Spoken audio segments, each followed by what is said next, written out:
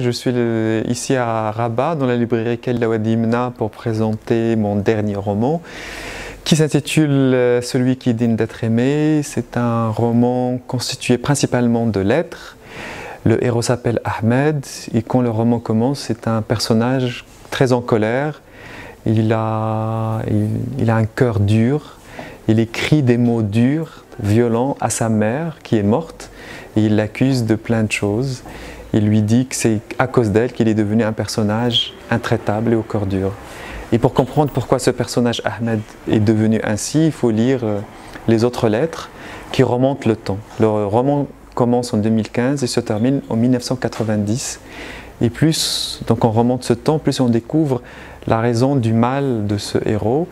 Et plus on découvre en fait aussi que c'est lié à la langue française et au colonialisme français. Pourquoi l'apprentissage de la langue française, au lieu de libérer le héros marocain homosexuel Ahmed, l'a emprisonné dans une nouvelle vision colonialiste française. Il a été très bien reçu, la France, par la critique, et je pense même au Maroc, il a créé un effet, il y a eu un buzz autour de ce livre.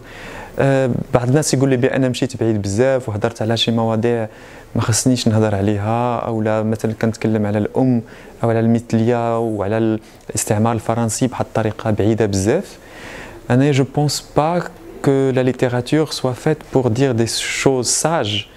أنا بالنسبة لي من الواحد من كيكتب خصو دائما يمشي إلى أبعد ما يمكن. خصو تيمشي ماشي فقط انه يتعرى ويحيد الحوايج ويحيد جميع الطابوهات، خصو يدخل الى قلب الاشياء باش الحقيقه تجي اخيرا. Si on reste juste dans la surface, si on reste juste dans ce que les autres كينتظروا مني انا، دونك ما كاينش الادب. ولكن بصفه عامه تنظن هذا الكتاب الجديد يعني خلق واحد الحدث كما تيقولوا. وشوف انايا كاتب مغربي ومثلي، وكنهضر على المثليه في الكتب ديالي وفي الصحافه وفي لي ميديا، وانا في المغرب حاليا وقدمت الكتاب ديالي في كليله وادي منى. يعني هذا في حد ذاته يعني مثال ايجابي باللي كاينه شي حاجه في المغرب كتحرك. طبعا كاين العديد من الناس والعديد من المغاربه تيقول لك لا هادشي ما كاينش وهادشي ضد التقاليد ديالنا وضد الاسلام وضد. Mais on ne peut pas toujours écouter ceux qui veulent nous arrêter. On ne peut pas écouter le pouvoir qui doit penser à notre place. À un moment donné, il faut avoir le courage de faire exister ce à quoi nous croyons.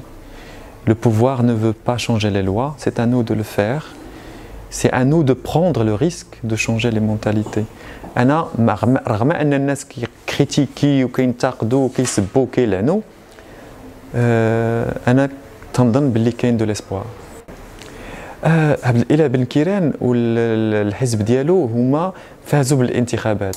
الديمقراطيه كتقول باللي واخا داك الحزب اللي حنا ما متفقينش معاه ملي كيفوز بالانتخابات خصنا نمشيو معاه في الديمقراطيه.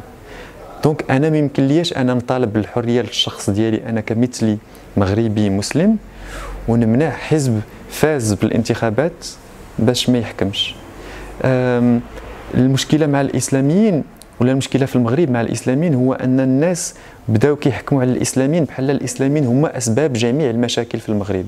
ما كنظنش بلي الإسلاميين هما أسباب جميع المشاكل في المغرب، وخاصنا نكونوا واقعيين مع نفسنا ومع المجتمع اللي حنا عايشين فيه ونفكروا منين جايين المشاكل الأساسية. أنا الأفكار ديال بن كيران ماشي هي الأفكار ديالي، ولكن هذا لا يمنع بأنني كنحترم فيه شخص سياسي كيحاول يدير شي حاجه في المغرب. علاش لا؟ انايا مغربي من سلا، جيت من حي السلام.